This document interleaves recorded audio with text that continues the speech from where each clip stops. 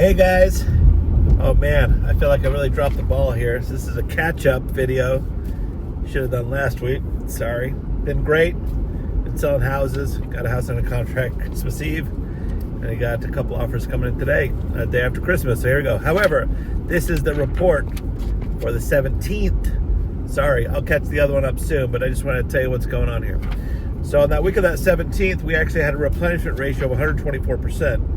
That means we had 24% more listings go to the market than were removed from the market. So you would think that would mean that would be increase in active listings, right? More houses for sale. However, also the listings that were expired, withdrawn, and canceled were greater this week than the week prior.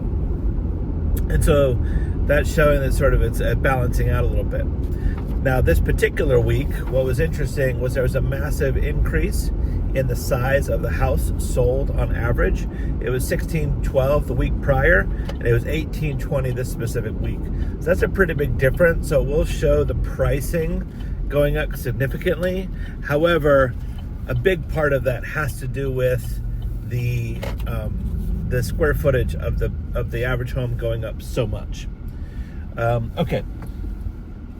Then the other things to point out is our the listings that had a price drop went down slightly, and they went to 118 units. That's less than it had been. So fewer price drops.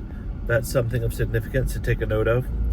Also, the price per square foot changed a little bit. It was $184 a square foot, and now it's $189 per square foot on average.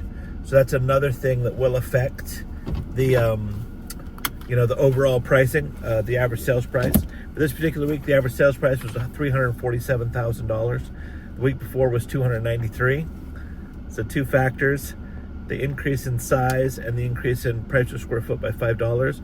Both of these things played a huge part for the $54,000 price increase week over week, which was pretty significant.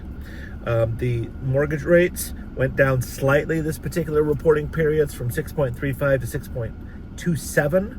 So, and actually today I just noticed again, it went down again. So we're seeing a little bit of a decline there, which is good, which means we generally see an uptick in applications. When there's more buyers on the market, what does that mean? Generally means more competition. More competition means what? It means pricing generally goes up because there's more competition. There's more people looking at fewer houses. And a key metric right now is the 4.77 months of supply. That means we're not at equilibrium. Equilibrium is 6 months, equal sellers, equal buyers. So we have more buyers than we have sellers.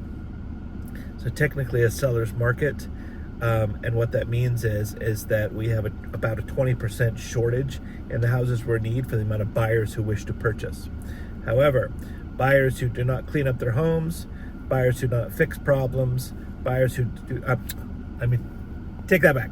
Sellers who do not update their homes, sellers who do not clean up their homes, and sellers who do not update their homes, they will feel pressure to decrease those prices, just because there's other options out there. If it's updated in a good location, those get snapped up very quickly. Where if they're not, it just doesn't happen that way. All right, guys, so that's a little catch-up video. Sorry about that. I'll get another one out shortly for the current week. We should have some updated market share information for you too. We hope you had an amazing Christmas. Hope you have a fantastic New Year. Hopefully I'll talk to you before then. Otherwise, have a great week. Contact us if you have any questions at all to do with the mortgages, buying, selling process. We do our remodels and we do our build on your land as well. So if you have other questions about that, we're here as a resource for you. All right, take care now. Bye-bye.